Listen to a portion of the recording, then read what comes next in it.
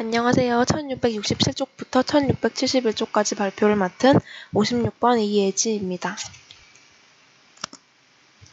먼저 항암화학요법이 무엇인지에 대해서 알아보고 항암제에 사용하는 원리가 무엇인지, 그리고 약물병용요법, 내성, 그리고 실제적으로 임상에 적용하기 위해서 고려해야 되는 요인에 대해서 알아보겠습니다.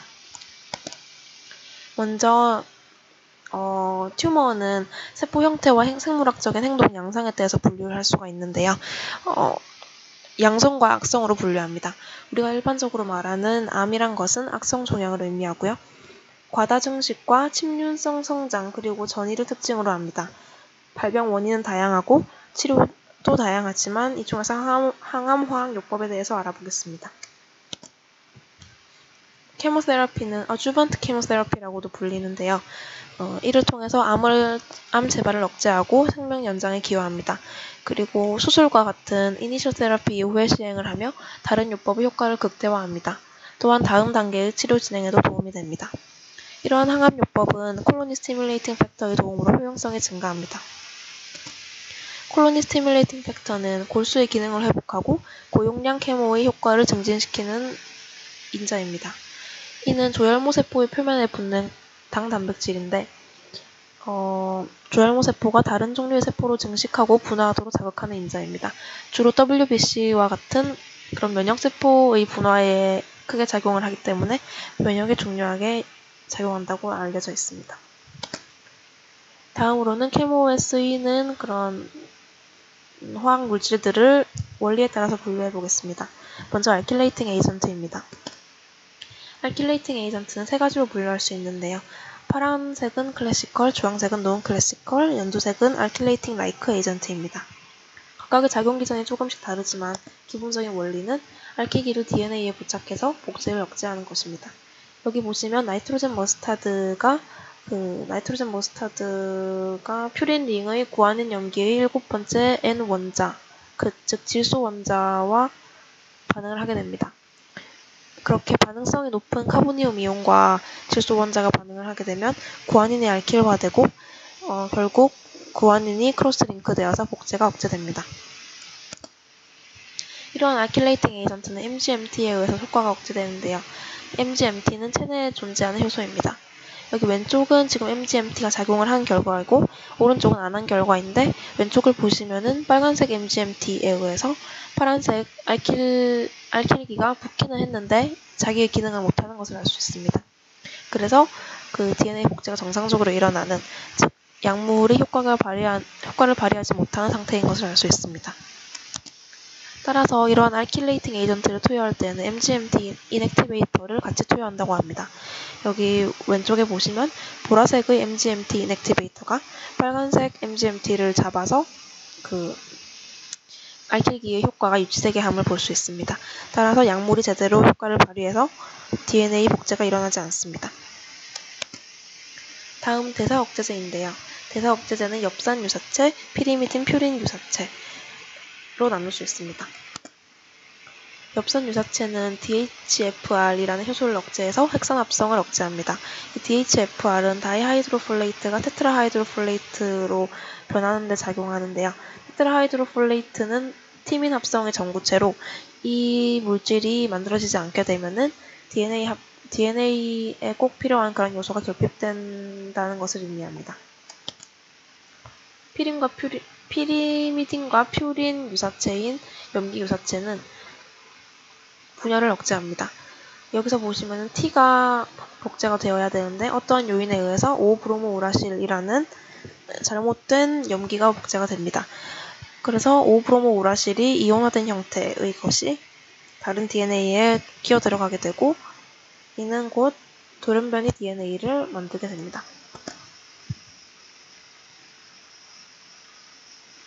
다음으로는 식물 등 자연적인 요소에서 뽑아낸 내추럴 프로덕트를 알아보겠습니다. 먼저 마이크로튜블 이니비터를 보겠습니다. 이는 또 두 가지로 나눌 수 있는데요. 빈카 알칼로이드와 탁산입니다.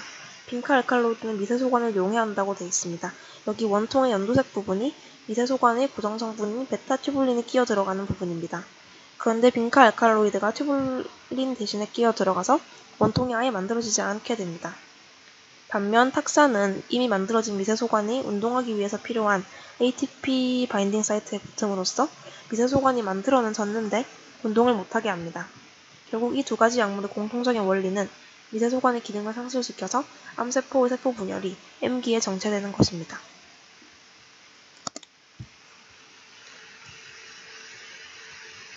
토포 아이소머레이즈는 타입 1과 2가 있는데 DNA가 복제되기 위해서 풀리는 과정에서 생기는 슈퍼코일을 잘라내는 효소입니다. 이 효소를 억제할 경우에는 슈퍼코일이 형성되어서 DNA가 꼬인 상태로 가만히 있게 되고 결국 DNA 이중 나선이 파괴됩니다. 토포 아이소머레이즈와 DNA 복합체에 붙는 이러한 캄토테신과 같은 약물들은 토포 아이소머레이즈에 의해서 생긴 그러한 틈새가 연결되지 못하게 합니다. 내추럴 프로덕트의 다른 예시로는 에키노칸딘, 블리오마이신, 마이토마이신 C, 닥티노마이신 등이 있는데 여기서 특징적인 것은 에키노칸딘의 경우에는 안티펑걸 에이전트라서 곰팡이의 세포벽을 합성하지 못하게 하는 그런 안티펑걸 에이전트임에도 불구하고 항암제로 분류가 된다는 것입니다. 이를 통해서 항암제란 정확하게 세포를 억제하는 것만이 아니고 세포벽 합성을 못하게 한다던가 라는 그런 간접적인 그런 원리로 작용하는 것들도 모두 포괄하는 개념이라는 것을 알 수 있습니다. 다음은 다음은 호르몬과 억제제입니다. 암세포 유전자 발현에 관여하는 스테로이드 호르몬을 감소시키는 역할을 합니다. 먼저 아로마타제 이니비터는 난소에 존재하는 그래놀로사 셀 안에서 테스토스테론을 원료로 에스트로겐을 합성하는 아로마타제라는 효소를 억제합니다. 따라서 에스트로겐 과다로 발생하는 유방암과 난소암을 치료합니다. GnRH는 시상하부에서 분비하는 호르몬으로 뇌하수체를 자극하고 결과적으로 난소와 정소에서 성호르몬을 분비하게 합니다. 시상하부와 GnRH는 음성 피드백의 영향을 받는데요. 이를 통해서 외부에서 GnRH 유사체를 투여하면 신체는 GnRH를 과다하다고 느껴서 분비를 줄입니다. 따라서 성호르몬의 분비도 줄어들게 됩니다.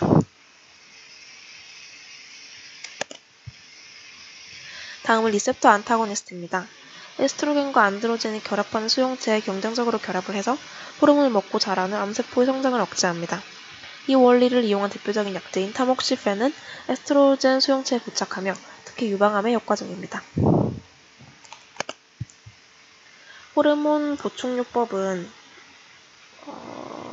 암의 원인이 되는 호르몬의 안타고니스트나 억제제로 작용하는 다른 호르몬을 투여함으로써 그 타겟 호르몬을 감소시키는 것입니다.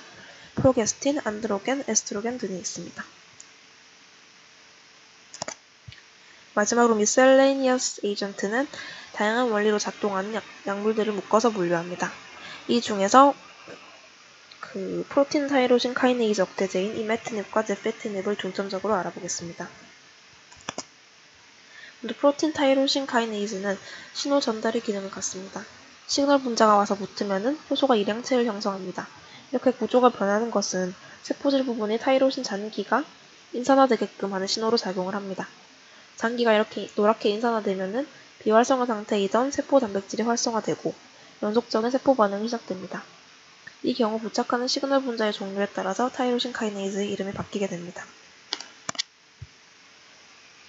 이 원리를 이용한 대표적인 약인 제페티닙은 시그널 분자가 EGFR인 EGFR 타이로신 카이네이즈를 억제합니다. 잔기가 인산화되어서 유도하는 반응은 대부분 자멸사를 억제하는 그런 안티아포프토틱 반응들인데 제페티닙은 이를 억제해서 사표 자물쇠를 유발합니다. 두 번째로 대표적인 약은 글리백이라고 잘 알려진 이메트닙입니다. 이 약은 만성골수성 백혈병 치료제인데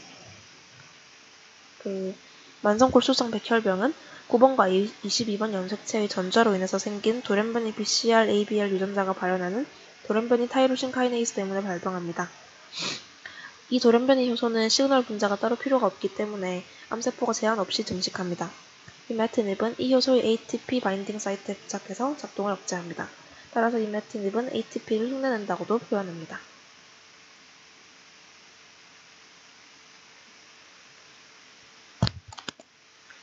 미셀레니어스 에이전트의 다른 예시로는 하이드록시유리아가 있는데요. 하이드록시유리아는 리보뉴클레오타이드 리덕테이드를 억제해서 디옥시리보뉴클레오티드를 합성하지 못하게 합니다. 또한 디퍼런시에이팅 에이전트의 경우에는 세포가 분열을 그만하고 분화하게 함으로써 암의 독성을 줄입니다. 또한 탈리도마이드와 같은 이뮤노모듈레이터는 T셀 관련 면역을 촉진해서 림프구와 T셀, NK셀 같은 면역세포의 수를 늘립니다. 또한 마멜리안 타겟 오브 라파마이신이라고도 하는 mTOR 이니비터도 있고 항암제와 함께 투여해서 암세포만 특정하게 인식할 수 있도록 도와주는 단일 클론 항체도 있습니다. 다음으로는 항암제의 기본적인 원리에 대해서 알아보겠습니다. 기본적인 원리는 암세포가 악성으로 이렇게 변화하는 것의 분자적인 기초를 이해하는 것입니다. 이 원칙은 시간에 따라서 변해왔는데요. 과거에는 DNA나 그런 프리커서에 작용을 해서 유전 물질 합성을 억제했습니다.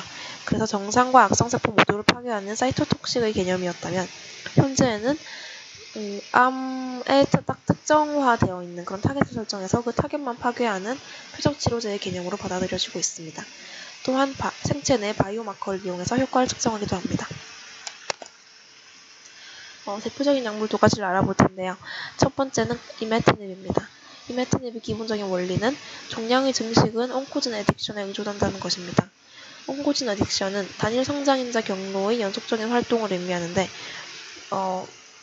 이 개념을 통해서 암의 성장을 억제하려면 그 단일 성장인자 하나만 억제하면 그 목적을 달성할 수 있다라는 것을 알 수 있습니다. 이메티닙은 크게 두 가지 작용을 가지고 있는데 첫 번째는 보통 많이 쓰이는 most common한 작용으로서 BCR-ABL 트랜스로케이션을 이용해서 만성 골수성 백혈병을 치료하는 것입니다. 이는 앞에서 자세하게 알아봤기 때문에 넘어가고 두 번째 원리인 시키트 억제만 좀 더 자세히 살펴보겠습니다. 이메티닙은 가스트로인테스티널 스트로말 튜머 치료제로도 사용이 되는데요. 여기서 시키트가 무엇인지 알아야 합니다. 이 시키트는 스템셀 팩터의 트랜스멤브레인 리셉터진으로 결국 그냥 리셉터라고 생각을 하면 되는데요. 이 시키트가 돌연변이가 일어나게 되면은 SCF 스템셀 팩터라는 그런 시그널 분자가 없더라도 시키트가 자기 마음대로 효소처럼 활동을 하게 됩니다. 그래서 아까 봤던 연속적인 세포 반응들과 같은 그런 다른 효소들을 활성화시키게 되어서 높은 세포 분열 속도와 그리고 높은 불안정성을 초래하게 되어서 intestinal cell of Cajal-이라는 그런 부분에서 종양을 만들게 됩니다. 이것이 곧 지스트라고 부르는 가스트로인테스티널 스트로멀 튜머입니다. 이 병을 치료하기 위해서 이메티닙을 사용하는 그런 원리는 시키트가 멋대로 발휘하는 그런 효소로서의 기능이 타이로신 카이네이즈와 동일합니다. 그러므로 그 타이로신 카이네이즈의 활성을 억제함으로써 시키트의 그런 작용을 억제할 수 있습니다. 두 번째는 단일 클론 항체인데요. 단일 클론 항체의 원리는 헐2뉴 리셉터로 대표되는 그런 종양과 관련된 항원을 억제하는 것입니다. 이 헐2 양성인 유방암의 경우에는 헐2 과발현이 원인이 되는데요. 이 단일 클론 항체는 헐2 리셉터를 정확하게 인식하고 결합을 합니다. 그 예시로는 트라스투자맵과 벌투자맵이 있는데 트라스투자맵의 경우에는 헐2에 정확하게 바인딩을 해서 셀 분화를 억제하는 프로틴인 P27을 발현시킵니다. 또한 벌투자맵은 헐2 리셉터의 다이머라이제이션을 억제합니다. 이제 병용요법에 대해서 알아보게 되는데요. 보통은 표적 치료제와 사이토톡식을 섞어서 씁니다. 이를 통해서 표적 치료제의 효과가 증가하고 그리고 사이토톡식이 환자에게 미치는 그런 독성이 감소하게 되며 사이토톡식에 대한 내성이 표적 치료제에 의해 감소하는 효과를 얻을 수 있습니다. 이를 통해서 항암제가 전달되는 그런 효용성을 증가시키게 되고 시너지 효과를 발휘합니다. 다음으로는 약물 내성에 대해서 알아보겠습니다. 약물 내성은 약동학적 그리고 분자적인 변화에 의해서 발생이 되는데요. 이러한 약물 내성이 발현이 되게 되면은 환자의 치료를 위해서 최적화되어 있는 그런 계획에 차질이 생기게 됩니다. 이러한 약물 내성이 생기는 원리는 표적 치료제와 사이토톡식에 따라서 다른데요. 먼저 표적 치료제의 경우에는 그 체내에 약물 내성을 가지는 셀이 이미 존재한다고 합니다. 그래서 그 셀이 그 약물 투여와 동시에 선택이 되어서 활동을 한다라는 그런 개념이 가장 널리 받아들여지고 있고요.